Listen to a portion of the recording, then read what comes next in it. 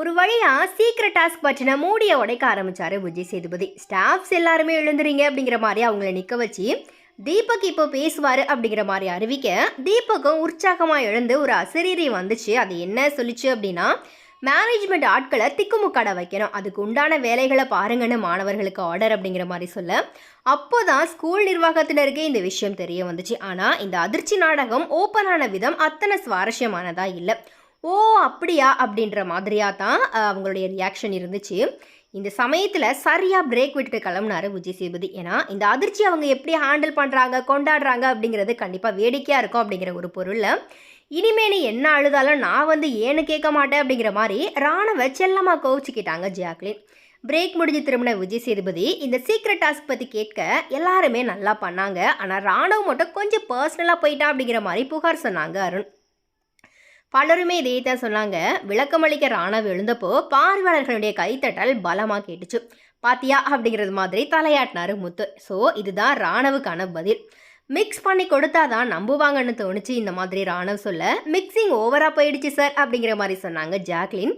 சுடுதண்ணி கேட்டான் சார், அப்போ தான் லைட்டாக சந்தேகம் வந்துச்சு, அப்போ புரியலை இப்போ புரியுது அப்படிங்கிற மாதிரி ஜெஃப்ரி இனிமே ராணவ் எது பண்ணாலுமே நம்ப மாட்டேன் அப்படிங்கிற மாதிரி சொன்னார். இந்த டாஸ்க்கை சண்டை போட்டு தான் பண்ணணுமா, வேறு மாதிரி ஐடியா தோணலையா அப்படிங்கிற மாதிரி விஜய் சேதுபதி கேட்க, தான் தயார் பண்ணி வச்சுருந்த திரைக்கதையை ரொம்ப நீளமாக விவரித்தார் முத்து. ஒரு மாதிரி நல்லா தான் ஆரம்பிச்சுது, ஆனால் ராணவ் பையன் சொதப்பிட்டான், பயந்து போய் நிறுத்திட்டோம் அப்படிங்கிற மாதிரி சொன்னார் அவர்.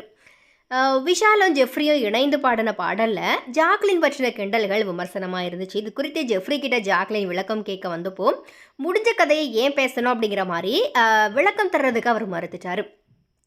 இந்த விஷயத்த பஞ்சாயத்தில் எழுப்பின விஜய் சேதுபதி, ஏன் அவங்களுக்கு நீங்கள் எக்ஸ்பிளைன் பண்ணலை அப்படிங்கிற மாதிரியா கேட்டு கொஞ்ச நேரத்துக்கு இழுத்தார். அது போன வாரம் பாட்டு, இந்த வாரம் அப்படிங்கிற மாதிரி சொன்ன ஜெஃப்ரி விஜய் சேதுபதியினுடைய கடுப்பான முகத்தை பார்த்ததும், சாரி சார் என் மேலே தான் தப்பு அப்படிங்கிற மாதிரி சரணடைஞ்சிட்டாரு.